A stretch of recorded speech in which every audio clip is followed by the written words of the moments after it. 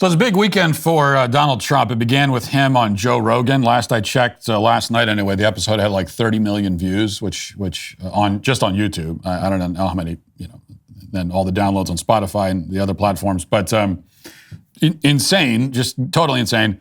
And Trump talked to Joe for 3 hours. 3 hours is also insane. Trump's stamina at 78 years old is truly like mind-boggling. I'm half his age, and I've never done an interview that was more than 2.5 hours long at the most. And I always feel completely spent at the end of interviews that are that long. Now, sure, it's not like you're just sitting there and having a conversation, you're not running a marathon, but that's a long time to sit in one place and talk to somebody. It's very mentally taxing. But Trump, by the end of it, he seemed like he could go for another 3 hours. I mean, it was pretty remarkable. There were a bunch of great moments. It was 3 hours long, so you can kind of take your pick. I'll play just one clip. I don't think I need to play more because, well, first of all, like everybody in the country has already listened to this episode, apparently. But I did enjoy this little moment on the Rogan show. Here it is. So I always got more publicity than other people, and it wasn't like I was trying. In fact, I don't know exactly why. Maybe you can tell me why. Oh, I could definitely tell you. You said a lot of wild Maybe. Maybe You said a lot of wild and then CNN, in all their brilliance, by highlighting your wild made you much more popular. Yeah. And they boosted you in the polls because people were tired of someone talking in this pre-prepared politician lingo. And even if they didn't agree with you, they at least knew whoever that guy is, that's him. That's really him. Yeah. When you see certain people talk, certain people in the public eye, you don't know who they are. You have no idea who they are. It's very difficult to know. You see them in conversations. They have these pre-planned answers. They say everything. It's very rehearsed. You never get to the meat of it. One of the beautiful things about you is that you freeball. Like you get out and you do these huge events and you're just talking and you're making. We've highlighted you on the show many times when you did this Biden impression where he's walking around, he doesn't know what he's doing. It's funny. It's stand up. It's funny stuff. But it's like. And you were making fun of Elon one time. You were doing an Elon impression. It's great. You have like comedic instincts. Like when you said to Hillary, you'd be in jail. Like it's great timing. Yeah. But it's like that kind of stuff was unheard of as a politician. Like no one had done that. I do think it's probably the presidential history there. I think it's. I mean, I don't know this, but it's probably the first time in American history that somebody has used the term free ball while talking to a presidential candidate, and also wild too. Probably the first time that those two terms have been used in a conversation with a presidential candidate. So he said that Trump, got a lot of attention, ultimately won because he said a lot of wild stuff, and the media covered it constantly. Now, I don't think that most of what Trump has said is actually all that wild, and Joe didn't mean it as an insult, obviously, but there is a strategy there that we'll get back to that in a moment, actually. The point for now is that Trump has done something here that Kamala Harris just could never do. And Joe Rogan said in that interview with Trump that Kamala was supposed to do the show. I guess was supposed to have already done it, but she didn't show up, Joe said. Of course she didn't, because she's completely incapable of sitting down and talking on camera in a forum like that for 3 hours or even 1 hour. And now she definitely can't do it, because if she does it now, then she has to go the full 3 hours, because that's what Trump did, and that's just not going to happen. Because it's not possible to stay on script for that long in that kind of environment. And Kamala is so fraudulent and so fundamentally hollow and empty that she can't have an unscripted conversation without all kinds of guardrails and rules put in place ahead of time. And unfortunately for Kamala, it's the worst possible timing for her, because she happens to be running against the most unscripted politician in American history. She's the most scripted going against the most unscripted, and it's not a favorable contrast to her. And in that way, Trump has really changed the game here. Obviously he's changed it in many ways, but this is one of them, and I think it's a very positive way that he's changed our expectation for political candidates. Because now we expect them to be real people, to be able to sit down and have a normal conversation. And Kamala is just an empty pantsuit. She's a total fake, completely vacuous, but not unlike many other politicians in that regard.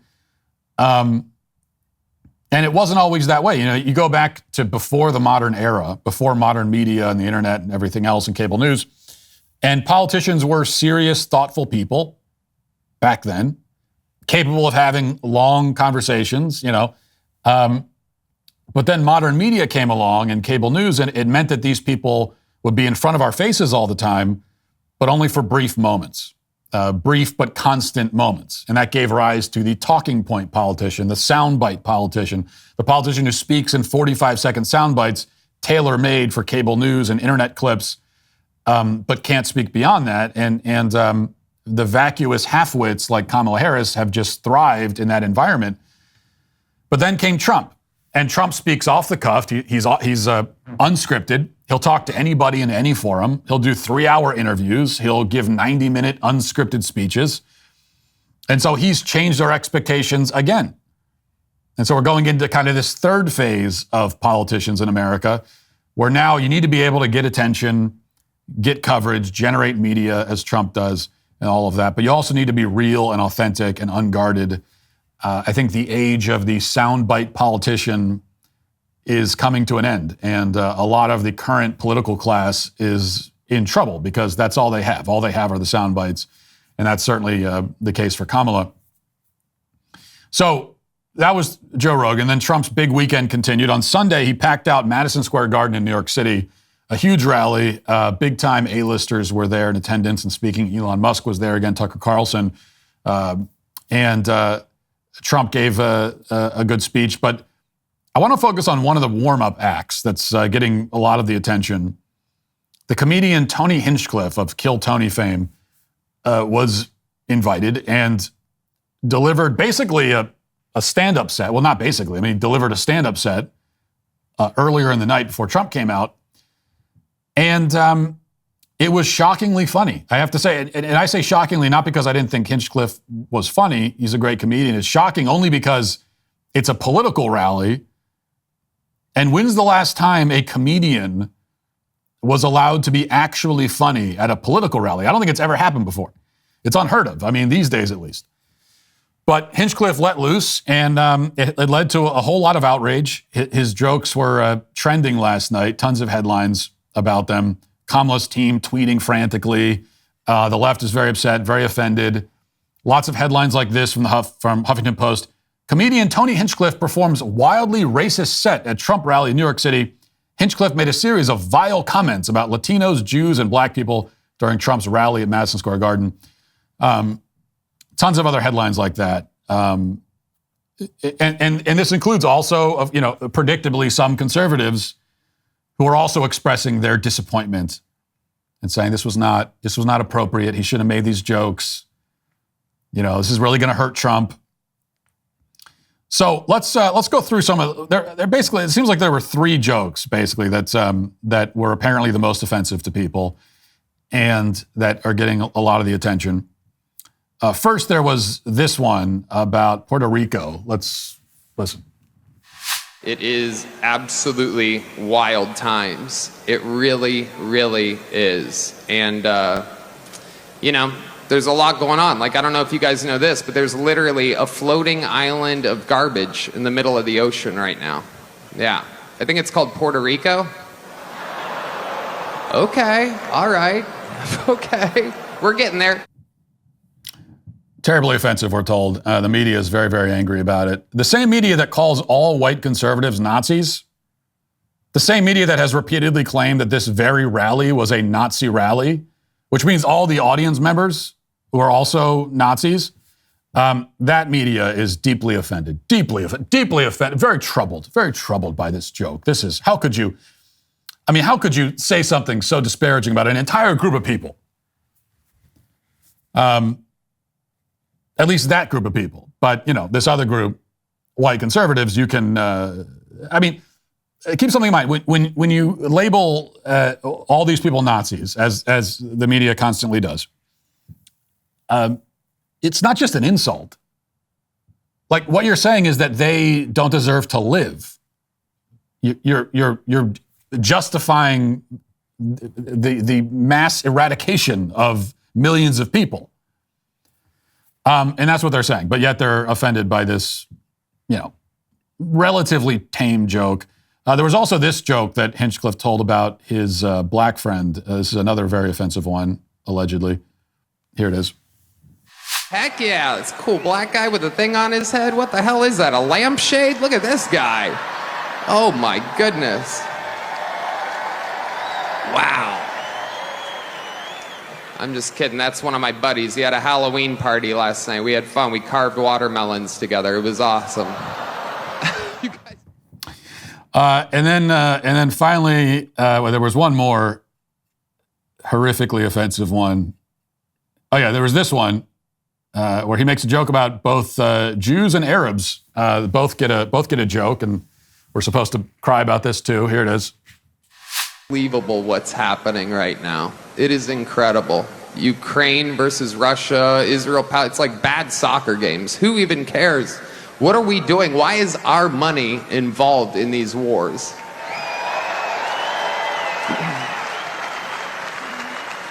When it comes to Israel and Palestine, we're all thinking the same thing. Settle your stuff already. Best out of 3. Rock, paper, scissors. You know the Palestinians are going to throw rock every time. But you also know the Jews have a hard time throwing that paper. You know what I'm saying? All right, we're having fun now. We're cooking. So he made fun of Puerto Ricans, black people, Jews, and Arabs. That's a pretty equal opportunity offender. Were they offensive jokes? I mean, yeah, if you're a whiny little baby, they're offensive to you. If those jokes are offensive to you, then you're just a whiny, pathetic, ridiculous, sad sack of a human being. If it was actually offensive, okay, not like you're pretending to be, but if you heard any of those jokes and were actually hurt by them, then you're just a ridiculous person, and your opinion doesn't matter. Which of course describes the media, which is why they've been screeching about this, and Kamala's campaign has been screeching about it. As I said, even some conservatives are saying this was too far. This was too far.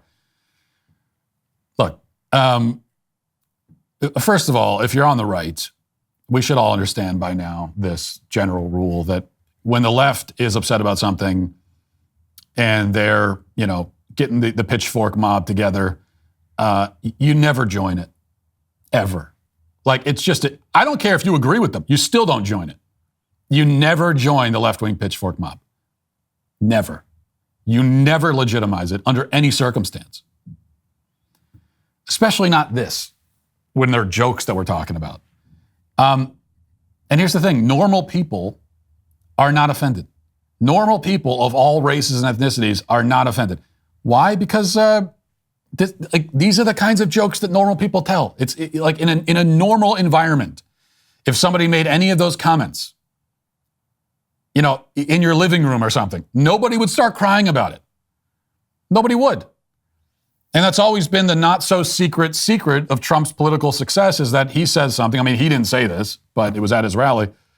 But generally, he says something, the media cries about it, and then everyone else thinks, well, yeah, but that's how I talk. That's how my friends talk. Why would I be offended by that? And I also think that that's maybe the deeper strategy here. I'm not one, as you know, to get into the 4D chess stuff with Trump, but I do think there's a reason why they invited a comedian to this event, and they invited one who's known for telling jokes like this. This is not, like, anyone who's a fan of this guy is not surprised by it. Like, these are the kinds of jokes that he tells. And they invited this particular comedian. And the reason, I think, is that, and this is not even really 4D chess. This is just this is like pretty basic strategy. The reason is that they knew he would tell some edgy jokes, and they knew the media and the Dems would not be able to help themselves, and they would spend the next, 3 to 5 days crying about it.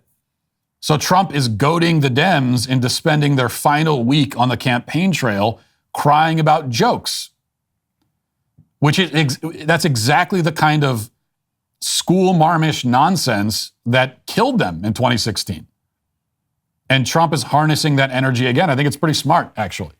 If they want to spend their time, you got 1 week left, and you want to spend your time crying about a joke, then I think Trump's more than happy to allow them to do that. Go ahead. It's kind of just like dangling that bait out there. Go ahead and take it. And they can't help themselves. So I think that's, I don't think it hurts Trump at all, ultimately.